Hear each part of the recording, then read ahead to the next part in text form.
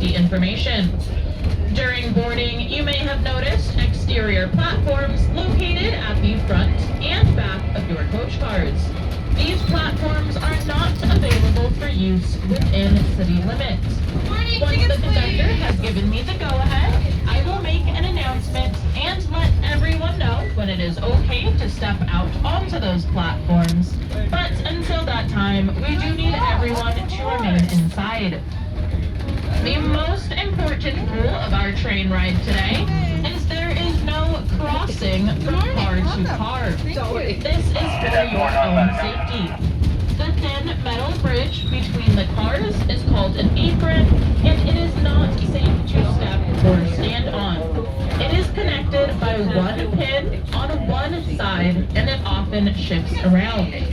You will see staff crossing from car to car, but this is not an invitation to do so yourself. I like it. Once again, there is no crossing from car to car.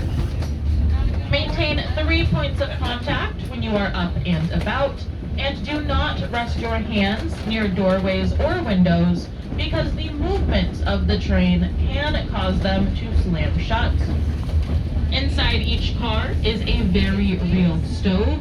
Please do not touch them or adjust them, but if you are uncomfortable with the temperature in your car, please speak with one of us and we will do our best to accommodate you. Smoking, vaping, or the consumption of alcohol are prohibited at all times on board the train, including the lavatories and exterior platforms.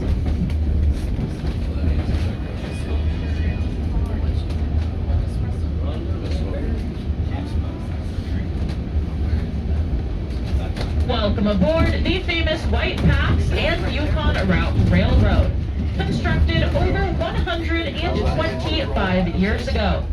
Today, we will be traveling over 20 miles of narrow gauge track and climbing nearly 3,000 feet in elevation to scale the White Pass summit.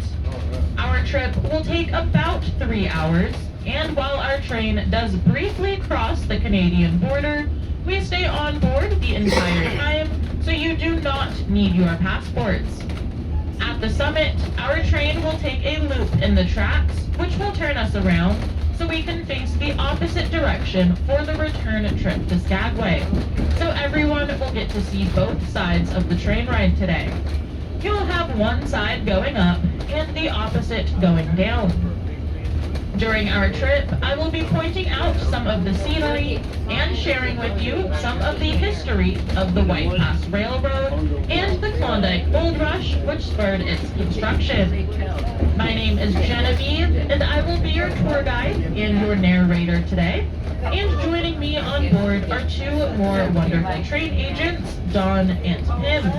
You'll be meeting one of them soon if you haven't already. They are going to come through your cars to greet you and point out a few of our onboard amenities. They are very kind and very knowledgeable, so please feel free to ask them any questions.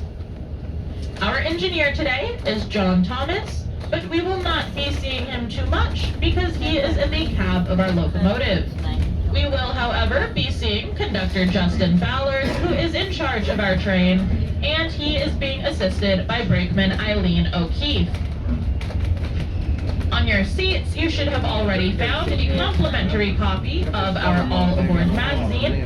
These guides are full of useful information about White Pass and the Skagway area. The back cover folds out into a rail map, which you can use to follow along as we embark from Milepost 0, Skagway, Alaska, to the White Pass summit at Milepost 20.4. Aw, that's sweet. Yeah.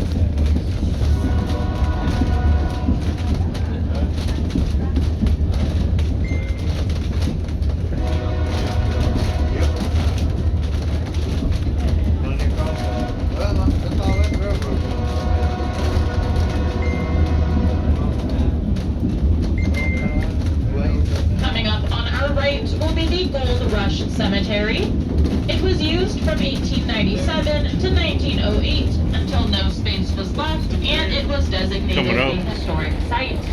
The last person to be buried here was in 1949. They were a dispatcher for White Pass, so even after his passing, he could continue to watch the trains go by.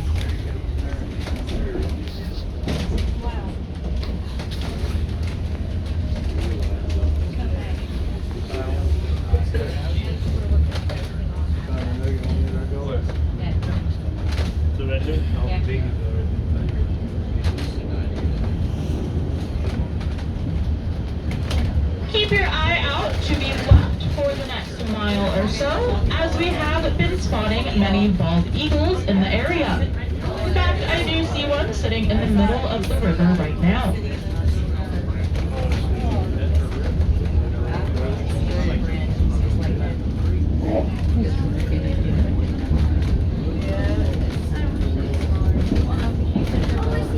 I think it was back there.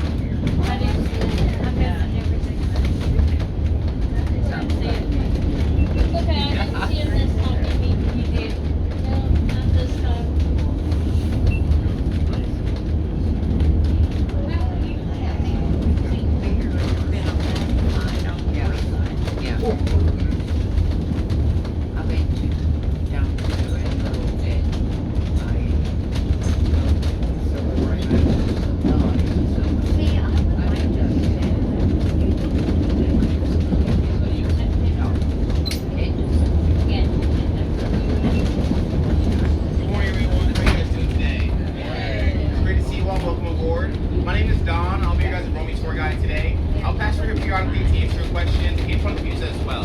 On your seats, you all should have found your All Aboard magazine. That is an overview of our train ride to the town of Skagway. And if you unfold back of that brochure, you can see our train route